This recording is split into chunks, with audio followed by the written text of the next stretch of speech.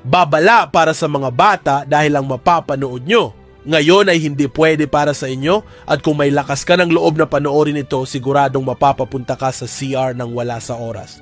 Tara tunghayan natin ang isang isekai story na naging isang pinakamahinang goblin sa ibang mundo at may natatanging kakayahan na lumakas sa tuwing nakakapag-tiktokan sa mga babaeng nilalang, at ang pamagat ng ating kwento ay From Goblin to Goblin God. Mapansin niya ang Elf Queen, na puno ang kanyang mga mata ng pagnanasa. Agad niyang ipinag-utos na hulihin ang babae. Sa kabuuan, sumabog ang kaguluhan, nagwala ang mga halimaw at sabay-sabay silang sumugod. Ngunit hindi nagtagal ay nagpakawala si Lamthin ng mababang puwersa. Ang shockwave mula sa kanyang sigaw ay tumama sa mga halimaw, nagdulot ng dugo at pagkahilo. Maraming nilalang ang nawalan ng malay at bumagsak sa pampang. Sa mahinang tinig at malamig na loob, inutusan ni Lamthin na patayin ang mga lalaking halimaw at iwanin ang mga babae. Sagad na inatake ng mga goblin ang mga natitirang nilalang, bawat hampas ni Gabo ay nagpapahaba ng sugat at bumubutas ng dibdib ng mga nilalang, habang ang Elf Queen naman ay nagpalipad ng mga palaso na tumagos sa noo ng kanilang mga kalaban. Sa loob ng ilang sandali, nagmistulang massacre ang baybayin, malupit, mabilis, at walang awa. Nagsimula ng kumilos ang mga hybrid goblin, walang hirap na hinihiwa at pinapatay ang lahat ng dambuhalang nilalang dagat. At nang makita yun, bigla ring umatake ang Elven Clan Mother ng walang babala, tumatama ng diretso sa mga ulo at tinatagos ang mga bungo.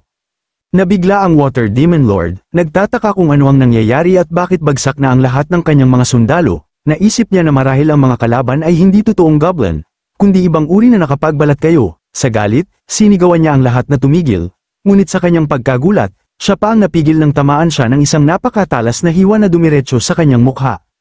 Ito ay gawa ng flesh-eating griffin, hawak ang kanyang mga bakal na talam, determinado na siguraduhin hindi na makakalimutan ng demonyo ang lahat ng ginawa nito sa kanila.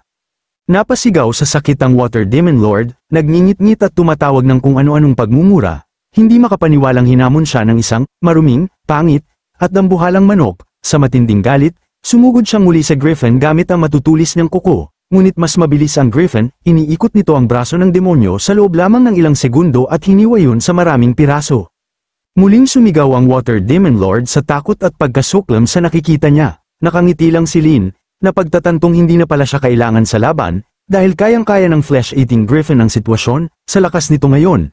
Kaya sana nitong tapusin ang lahat, ngunit naalala bigla ni Lin na nakakakuha ng epic level boost, ang Water Demon Lord tuwing umuulan, dahil maliwanag pa ang panahon. Inisip niyang hindi uulan. Ngunit habang nakahandusay at sugatan ang Water Demon Lord, bigla itong napasigaw habang nakatingin sa likuran niya. Inuutusan ang isa pang nilalang na humiyaw, hindi malinaw kay Lin kung ano ang hinihintay nito. Hanggang sa marinig nilang nagsisisigaw sa sakit at paghihirap ang nilalang na yun, doon nila nalaman na siya pala ang Crying Rain Demon, at nang umiyak ito, bumuhos ang ulan, hindi ordinaryong ulan kundi napakabigat at walang tigil. Nang makita ito, parehong napagtanto ni Lin at ng Griffin na lalala ang sitwasyon. Agad na tumingin ang Griffin kay Lin, sinasabi sa kanya na siya, maging ang mga goblin at kakampi, ay dapat umatras agad dahil mababaliw sa lakas ang buong Water Demon species, ngunit huli na ang lahat. Nagsimulang tumawa ang Water Demon Lord, kumikislap ang kanyang mata sa pulang liwanag habang lumalaki ng lumalaki dahil sa lakas ng ulan. Nang marinig ang halakhak, lumingon ang Griffin, ngunit huli na, sa isang malakas na sigaw lang ng Water Demon Lord, tumilapon ang Griffin ng ilang metro at bumagsak ng malakas diretso sa tubig. Isa pang pagtalon ang ginawa ng Water Demon Lord papunta kay Lin, iniisip niyang oras na para mamatay ang pinuno ng goblin. Habang paparating ang kanyang kamao, may ginagawa si Lin, ngunit nang tumama ito, inakala ng Water Demon Lord na nagtagumpay siya. Nakita niya ang malaking butas na nagawa niya at malakas siyang tumawa. Iniisip na 6 na talampakan sa ilalim na si Lin at di na kailangan pa ng libingan. Ngunit bago niya tuluyang maunawaan ang nangyari, ibinunyag ng butas na yon na sadyang ginawa iyon. Mula sa butas ay lumabas si Lin, ang kanyang mga kamay ay nag-anyo ng matutulis na kuko. Pagbangon niya, sinabi niya sa halimaw na siya naman ngayon ang aatake. Napakalakas ng kanyang paghampas na napasigaw sa matinding sakit ang dambuhalang nilalang, hindi makapaniwalang isang maliit na goblin ang kayang magdulot ng ganoong kirot. Ginamit ni Lin ang Corrupted Blood skill upang ipormang mga demonyong kuko ang kanyang mga kamay. Maging ang Water Demon Lord ay napagtanto na may kung anong unti-unting kumakain sa kanyang lakas mula sa loob. At ang pinakamatatibay niyang kaliskis ay napupunit. Ngunit hindi pa tapos si Lin, nagsimula siyang umikot sa ere, naghahanda para sa isa pang atake, ang parehong galaw na ginamit ng Water Demon Lord kanina. At sa isang malakas na sipa, tumilapon ang kalaban. Ngunit ngayon ay nasa anyong sinag, natakot ang halimaw, na pagtatanto na si Lin ay isang nakakatakot na kalaban na madaling makabutas kahit ng pinakamatigas na bahagi ng kanyang katawan.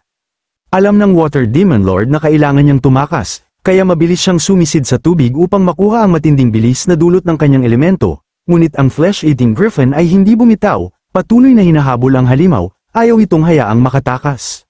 Habang tumatakas ang Water Demon Lord, tinawag niya ang nilalang na Lake Ghost Monster, nagmamakaawang tulungan siya. Alam niya na kahit kagatin pa siya hanggang mamatay ng mga halimaw sa lawa, mas mabuti yun kaysa makaharap ang goblin at ang griffin ng harapan. Agad namang tumigil sa paghabol ang griffin, alam ang panganib na dala ng Lake Ghost, tumakbo palayo ang Water Demon Lord, at mula sa lawa ay lumitaw ang isang nakakatakot na nilalang, maputlang balat, maraming ulo, at sumisigaw na parang baliw na espiritu.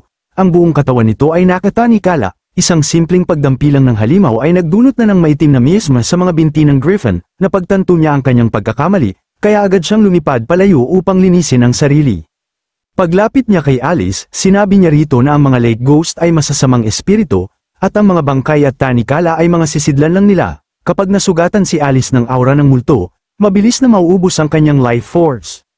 Ngunit kahit narinig yun, alam ni Alice kung ano ang gagawin. Mabilis niyang hinugot ang kanyang devil sword at nagpakawala ng isang masamang espiritu diretso sa Lake Ghost Monster, nag-anyong dambuhalang dragon ang espiritu, kumakagat at nilalapa ang mukha ng multo, tinatapos ito sa isang hampas lang, para sa flesh-eating griffin, purong pagkabigla ang naramdaman, hindi siya makapaniwalang may sandatang kayang pumatay ng mga demonyo ng ganoon kadali.